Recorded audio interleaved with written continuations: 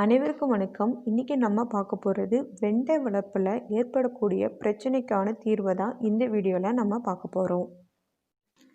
வெண்டைப்பூ உதிராமல் இருக்கிறதுக்கு 15 நாளுக்கு ஒரு முறை தேமூர் கரைசல் தெளிச்சிட்டு வந்தால் பூக்கள் உதிராமல் இருக்கும். வெண்டை இலையில் ஏற்படக்கூடிய மாவு பூச்சி தொல்லைக்கு 1 லிட்டர் தண்ணியில் 5 ml வேப்பெண்ணெய் கரைசல் இல்லைன்னா 3G கரைசலை நீங்கள் பயன்படுத்தலாம். சின்னதாக வெண்டைக்காய் வருவதற்கு முக்கிய காரணம் சத்து குறைபாடு. சத்து குறைபாடு இல்லாதவாறு பார்த்து கொண்டால் வெண்டையில் நல்ல வளர்ச்சியை நம்ம பார்க்க முடியும்.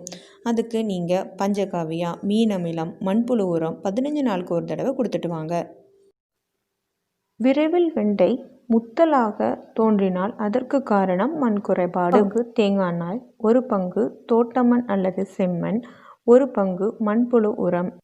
இந்த விகிதத்தில் மண் கலவை வெண்டை செடிக்கு சரியானதாக இருக்கும்.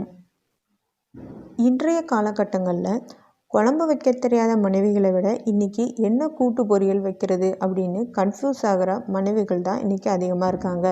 நீங்கள் அப்படிப்பட்ட மனைவியாக இருந்தால் கமெண்ட் பண்ண மறந்துடாதீங்க. இன்றைக்கி நான் உங்களுக்கு வெண்டைக்காய் பச்சடியோட டிப்ஸ் அண்ட் ட்ரிக்ஸை தான் இந்த வீடியோவில் நான் சொல்ல போகிறேன்.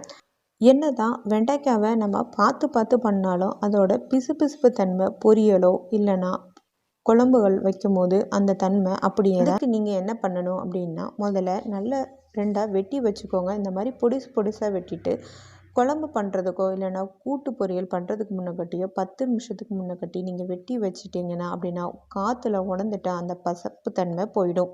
நீங்கள் இந்த மாதிரி பொரியல் பண்ணும்போது தேங்காய் எண்ணெய் லைட்டாக விட்டு பண்ணிங்கனாலும் பொரியல் நல்லா டேஸ்ட்டாகவும் வரும், கிறிஸ்பு தன்மை இல்லாமல் இருக்கும். இந்த மாதிரி பச்சடி பண்ணிவிட்டு எப்படி இருந்துன்னு கமெண்ட் பண்ணுங்கள். மீண்டும் ஒரு நல்ல வீடியோவுடன் சந்திப்போம். நன்றி, வணக்கம்.